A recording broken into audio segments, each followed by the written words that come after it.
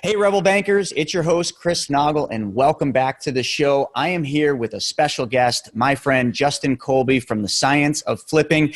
We are going to go over some unbelievable stuff today. We're going to talk about how Justin got where he's at, which let me just kind of give you just a wee little bit of information. 1,000 flips since 2007. He's in 4 markets flipping houses, and he's got his own podcast, The Science of Flipping. He's going to cover the rest, but if that doesn't get you interested to listen to this episode, I don't know what else will.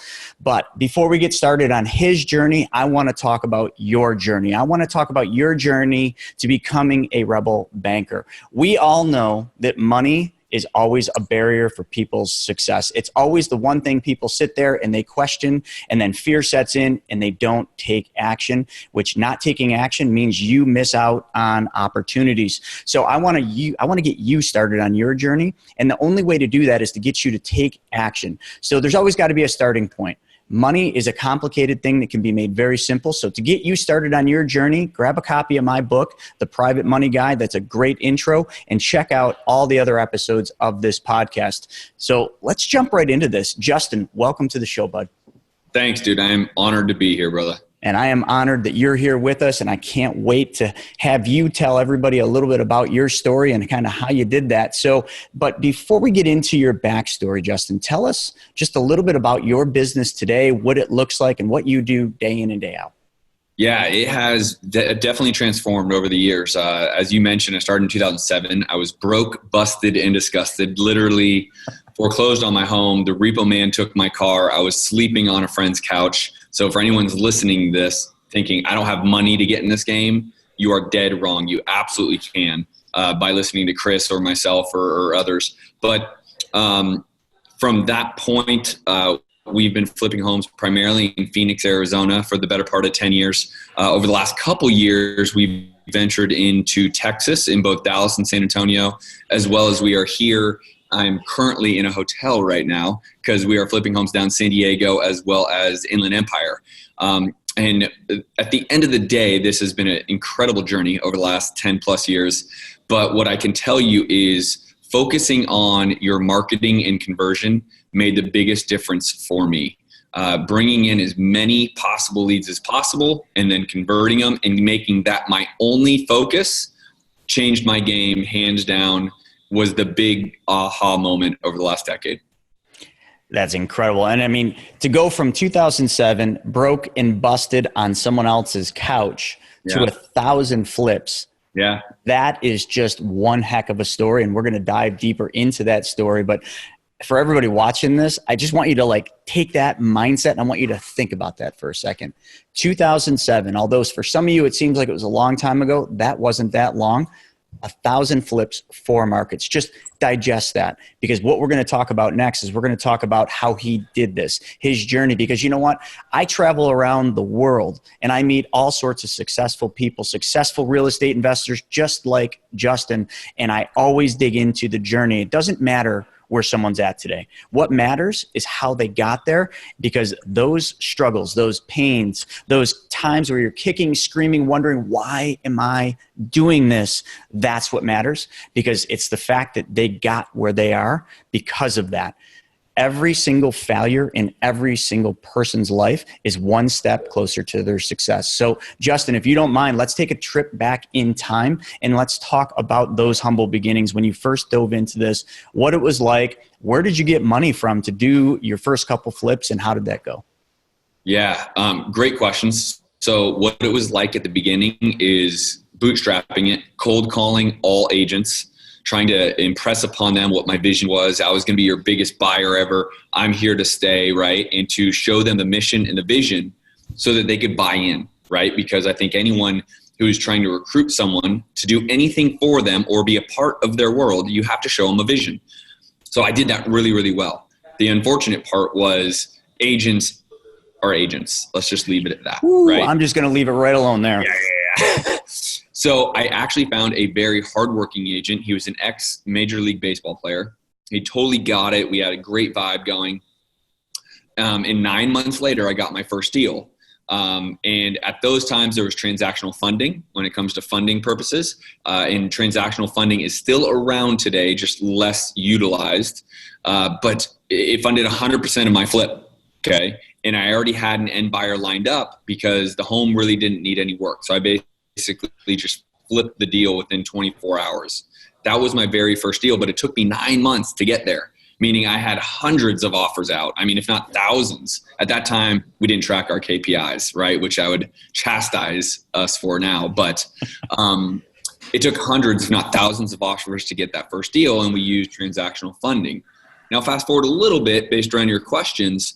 I think we were in our first year. I think we were up to like maybe 8 deals that we had done at the time. And by the way, they were all transactional funded. I ran into a friend of mine at a football game, literally a childhood friend. He says, "What are you up to?" I give him, "Hey, I'm the flipping god, right? I'm just talking all big and blah, blah, blah." He says, "Hey, I have a couple $100,000 sitting in my account that I don't do anything with. I want to be in the flipping game." The point being is that was like the first one. It was everywhere. It came out really big. So he was like, "I'm happy to throw $100,000 at your flips."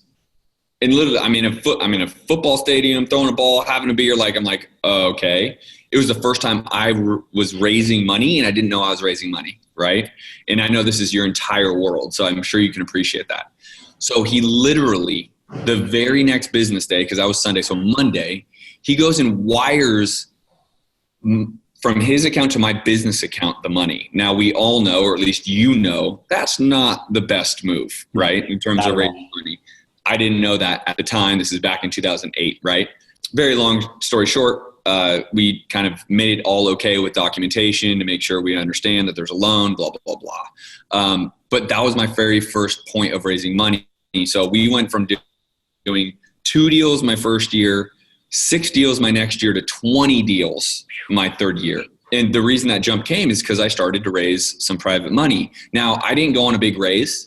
It literally came from friends and family in what I call my inner circle. But that's how we started to scale. And we always would leverage that money with hard money. So they would have the equity portion of the deal, and then the debt portion would be hard money lenders at the time, I think it was 18% I was paying, which is not quite as common these days. And so that's really how we took off. Now, from that point, we started getting our own money. So we were in less of a need of money and so on and so forth. But that was the breaking point. Is I didn't really know I was raising money. He gave us $100,000. We started using it, and that was the takeoff point. And so there's a lot from that point forward, but just for your questions, that's how it all really started ramping up. Now, I don't want anyone discouraged. I don't have friends with money. I don't have family with money. I promise you, and Chris is going to echo this every single time, and I know this, it's everywhere.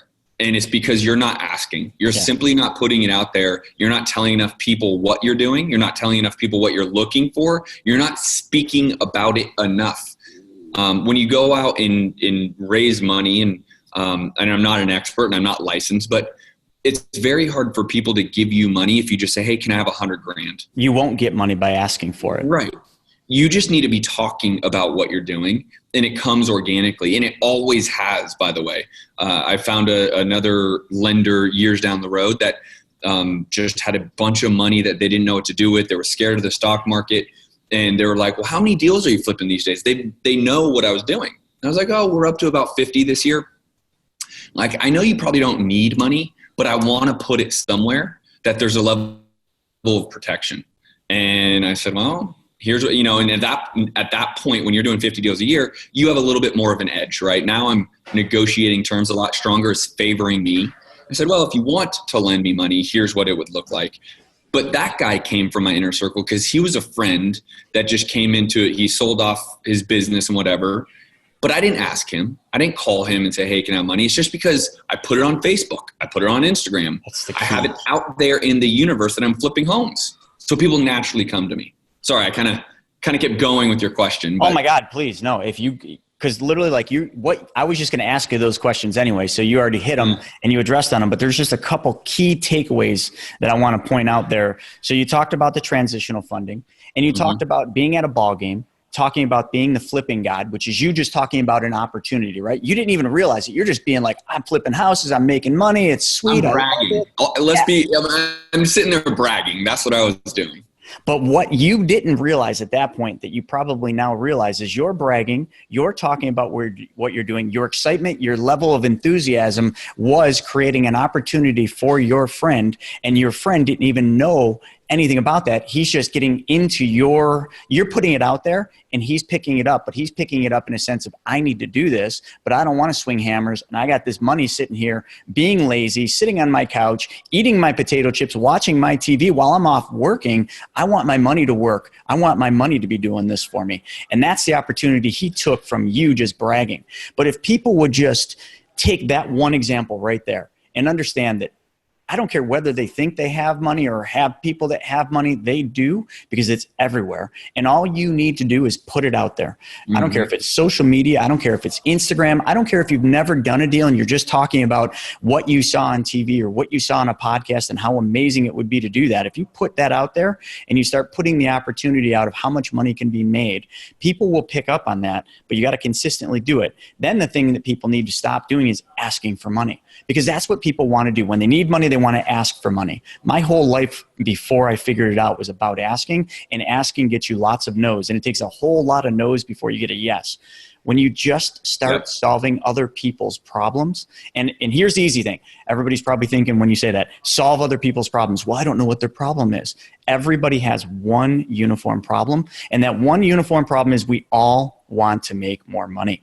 So if you just put that out there as a way to solve everybody's problem, and your way to solve their problem is real estate, tell them about the real estate deals.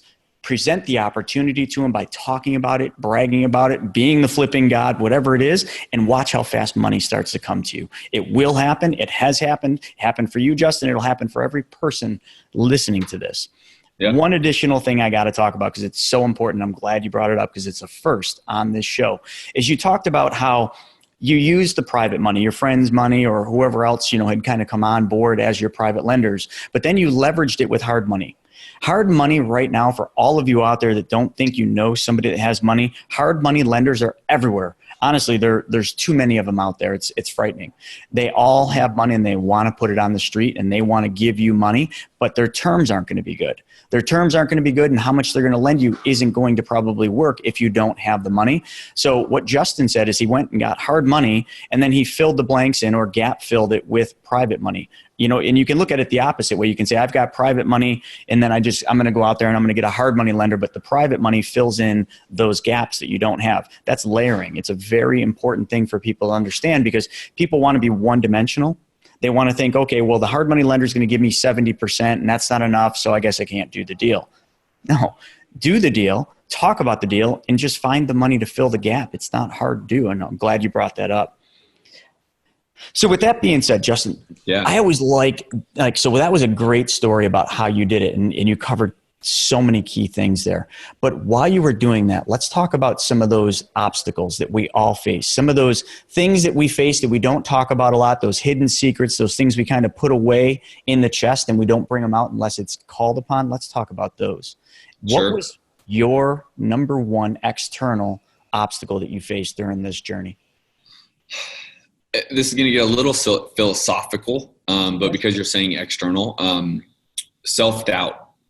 Right. And I think everyone experiences it, but and even judgment, I think, is even a better way of saying, are people going to judge me if I fail? Are people going to label me a failure? Are people going to say, Justin, you're talking such a big game, and now look at you, you're working at Starbucks or whatever, or whatever it may be. Right. I've been able to condition myself now. I'm so mentally strong that, I couldn't give you an exact example in terms of those, but I do remember those feelings. Even talking about it, I can feel kind of that I think that's what everyone has to, in my opinion, if you can just have the I don't give a fuck juice, and I don't know if we can swear on your podcast. You can swear all you want, believe me. If you can get that chip on your shoulder, I just simply don't give a fuck, in a positive way, by the way. I'm not saying don't give a fuck about anything. I'm just saying don't give a fuck about what other people think, say, about you, write about you. And conversely, even if you're doing something good, even if you are the rock star, even if you are Chris Noggle or Justin Colby and people are praising you, I don't give a fuck about those people either. And I don't mean that derogatory. I mean that like, I won't let them gas me up, and I won't let the naysayers bring me down.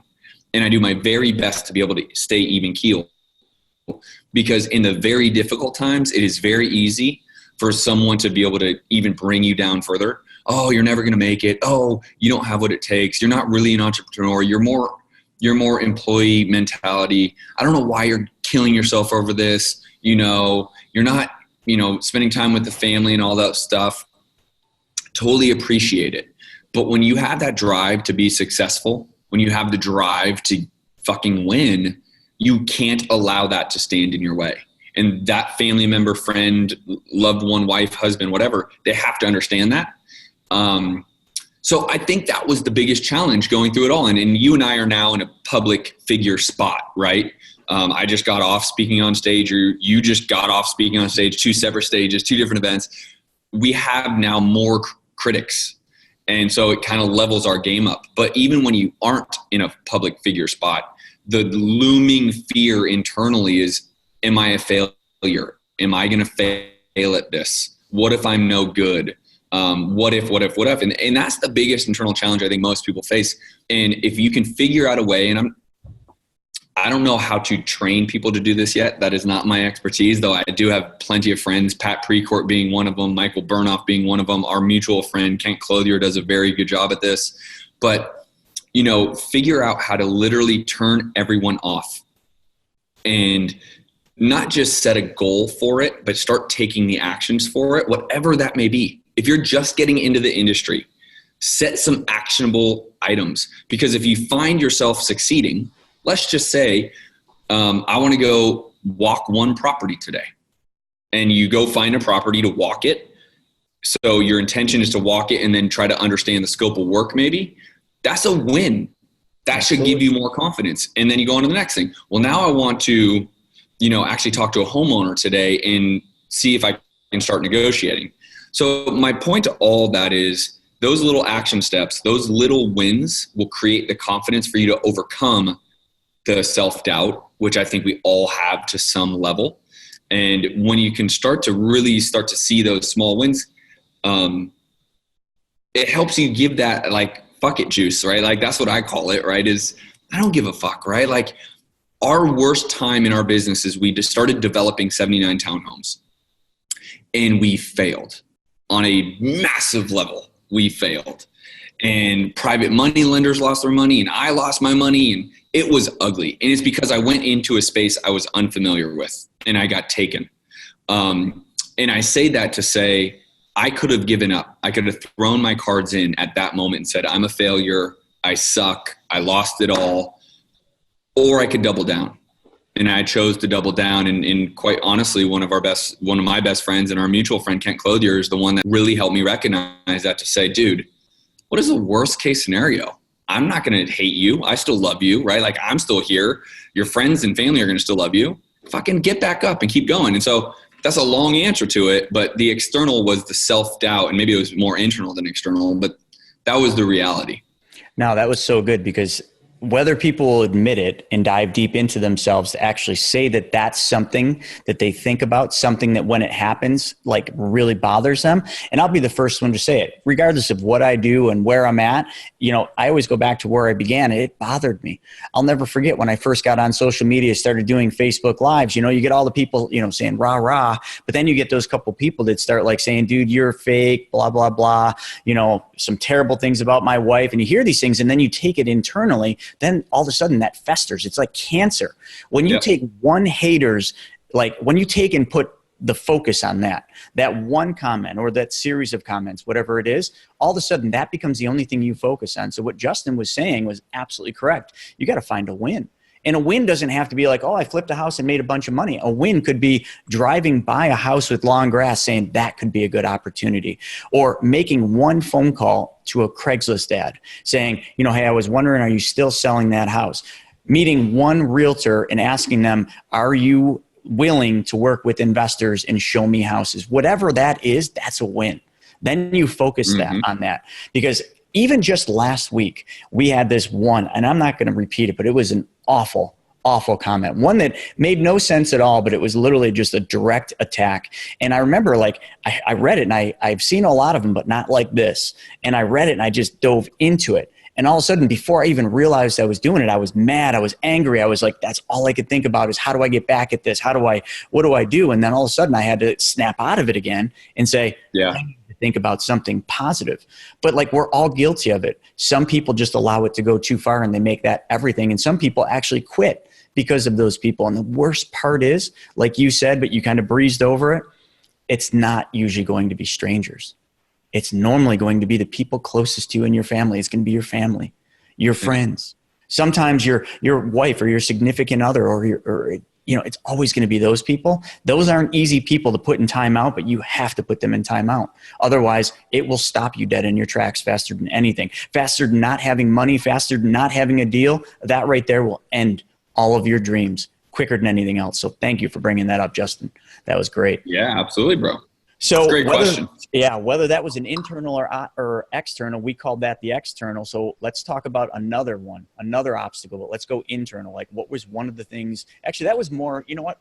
That was more internal because so let's self-doubt. Let's do an external, something out of your control, something you didn't create. What was an external? Yeah, the market, right? So I got into the industry in 2007. Well, if anyone is old enough to understand what was happening, the world was falling apart, right? Sure was. And so the market fluctuation was something that I had to take into account. Like I was telling you, I made hundreds, if not thousands, of very real offers through realtors on homes that we had hundreds of these accepted by the homeowner, but the bank could not approve the short sale. At the time, they didn't have their shit together, right?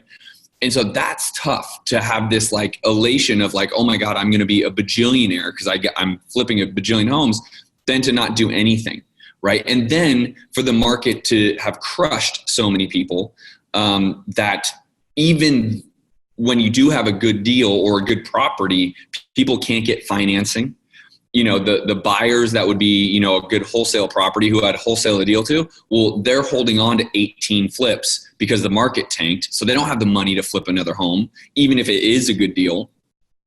And so being able to move fluidly through the market has been a challenge. But I will tell you, I've done a very good job at doing that. And the reason why is because I try to continue to look around the corner. I try to continue to, say, okay, what is about to happen? How do we adjust now? So when it happens, we're already, 75 yards down the field. So that's something that none of us can control, right? And people ask me all the time, well, the market's still on fire. When's it going to pop? When's it going to pop? I don't know, right? I mean, the only things I can do is point at certain things. I would have thought it would have already popped. At the end of last year, in Phoenix very specifically, we saw a massive, what I would decrease in deal flow, profit margins being squeezed, deals not moving at the end of last year. And starting into January, starting in February again, it started going back up again. And it was like, oh no, I thought that was the bubble. I thought that was the start of the doom. Well, here we are again, having another 5% increase in price per home and equity. And I'm like, holy shit, it's not happening yet.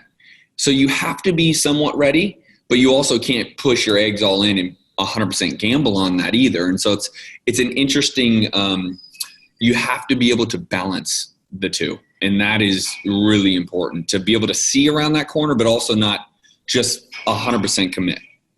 That's awesome. And that leads me into something I talk about on stage all the time is market patterns. Being that I was a financial advisor for over 16 years, a lot of what I did is trends and patterns and how the markets operate. And that, you just said it. I mean, last year, at the end of the year, I thought that was it.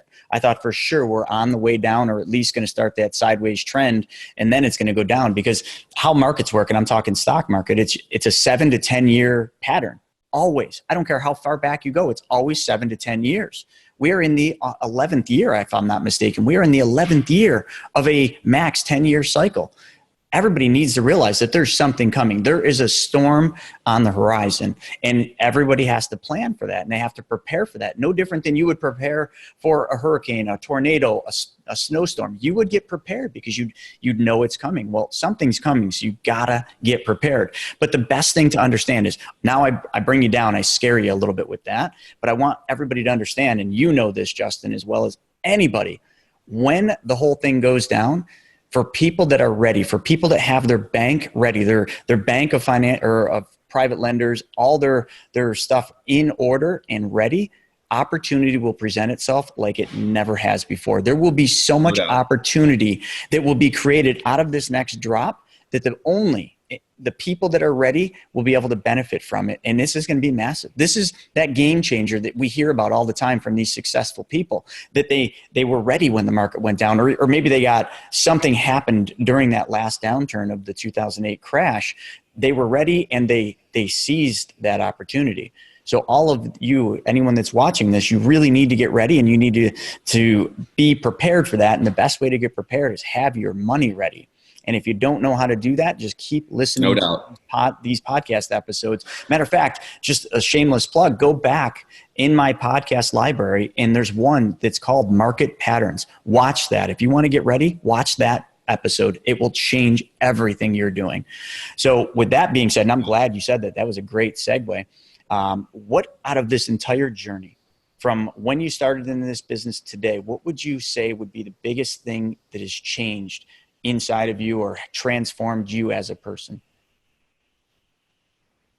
You never know how far you can stretch until you do it. You never know how far you can grow until you do it. It has been amazing to watch my personal maturity, to watch my personal business acumen.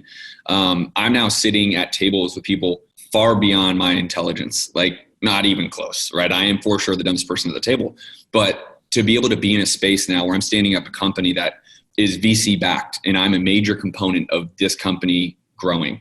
That's why they brought me into this company, and to be able to sit here and learn how the ways of the, VC worlds works, and the sophistication of all this. And I'm an owner operator, man. I flip homes right now. I'm in this space of something so massive that I never thought I'd be a part of. It's very cool to see and look in the mirror and say, look how far I've come. Look what I've done. Look how much I've grown. Look at the mistakes. Look at my scars, right? Look at the scars on my face that I've taken from the mistakes. And I'm still fucking here looking at myself smiling, right? And it's really cool to see that. And I think that the biggest takeaway, and there's so many great books out there, and I couldn't even quote the book, but something I've learned over my years is the only way I'm going to fail, and the only way Chris is going to fail, and the only way you as the listener are going to fail is if you quit. That is the only way.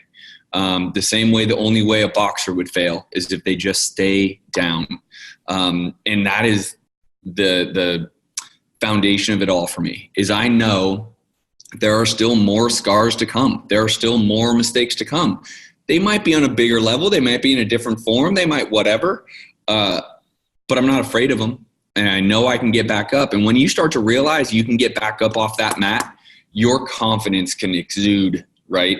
And you can take on even more difficult challenges.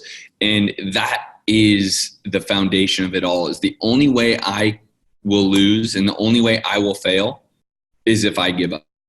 Wow, I can't even say anything because that was just perfect. And any of you that are reaching deep inside, trying to find that courage to get back up, just turn Rocky on.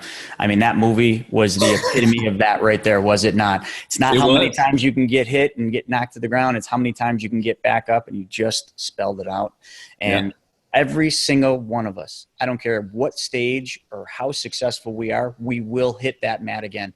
We will be brought to our knees again. The question is how fast are you going to get back up and rise to whatever happens?